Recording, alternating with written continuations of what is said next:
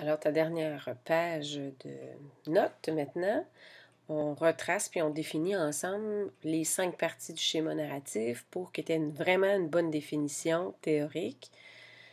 D'abord, la première partie, je te répète son nom. Alors, je l'abrège avec SI pour situation initiale. C'est quoi les 4 éléments qu'on retrouve dans la situation initiale? Évidemment, c'est le qui. Donc, les personnages sont présentés. On nous dit un petit peu comment ils sont physiquement, psychologiquement. On prend plus ou moins le temps selon la longueur de la situation initiale.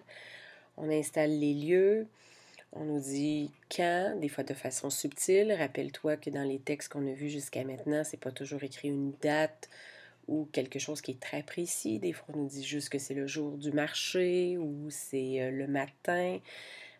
Parfois, c'est très, très vague. Et le quoi. Donc, le quoi, c'est qu'est-ce qui se passe avant qu'il arrive un événement important dans l'histoire.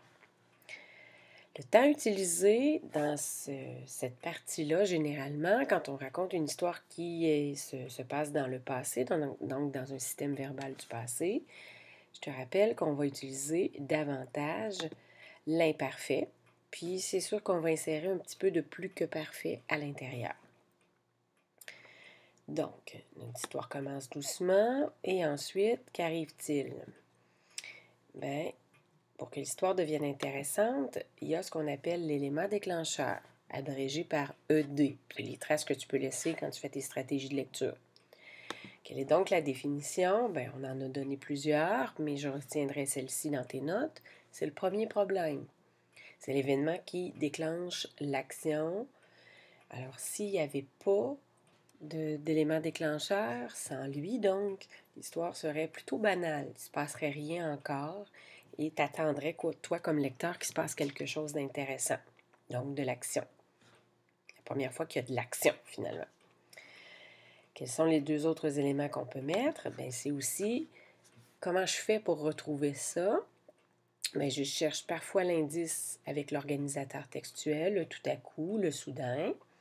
Je peux chercher aussi le changement de temps verbal.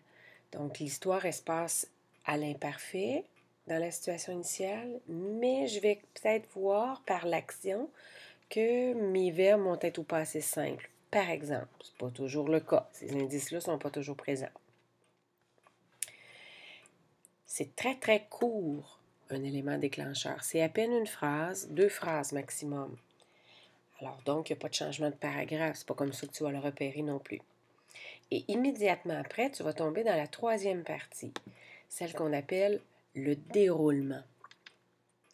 Toi, tu appelais ça plutôt les péripéties au primaire. Maintenant, il faut que tu me dises déroulement.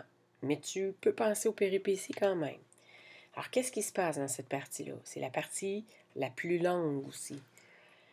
Alors, là, les personnages, face au problème, ont des solutions, tentent des solutions.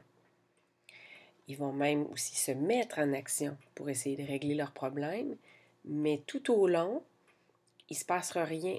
Leur problème ne se réglera pas parce qu'on va toujours être dans le déroulement. L'autre élément aussi, c'est qu'ils arrivent dans cette partie-là, parfois qu'ils rencontrent des nouveaux problèmes. Et des fois, les problèmes s'accumulent carrément finalement. Ils sont de plus en plus dans le trouble. On se demande comment ils vont faire pour s'en sortir. Effectivement, ils finissent par s'en sortir, sans doute, parfois dans le dénouement, quand c'est présent dans l'extrait qu'on te présente. Donc, le déroulement, c'est lorsque les personnages ont réglé leurs problèmes. Je l'ai mis avec le S entre parenthèses, parce que parfois, il y en a un seul, parfois, il y en a plusieurs à régler.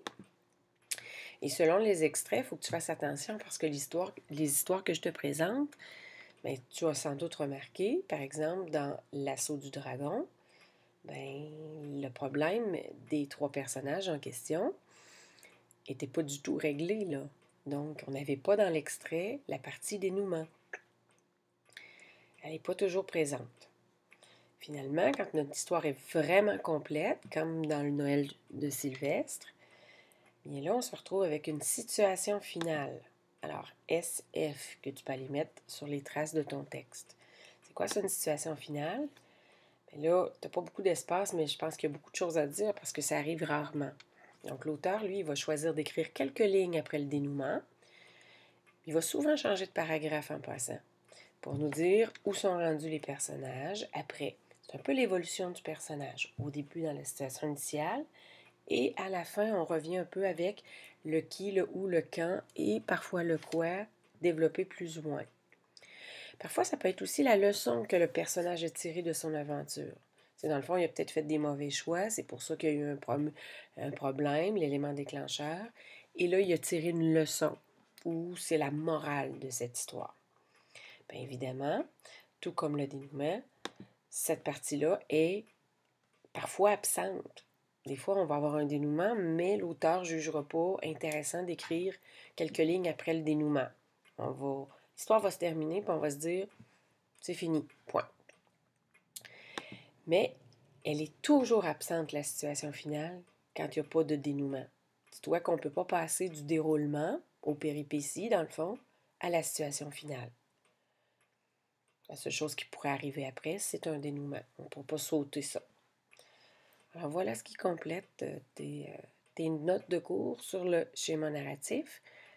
Ça, c'est la théorie à laquelle tu n'auras pas le droit pendant ton examen, que tu peux quand même réviser avant l'examen d'étape ou avant n'importe quel autre examen ou pratique de lecture. Tu peux avoir ça devant tes yeux pendant tes pratiques aussi.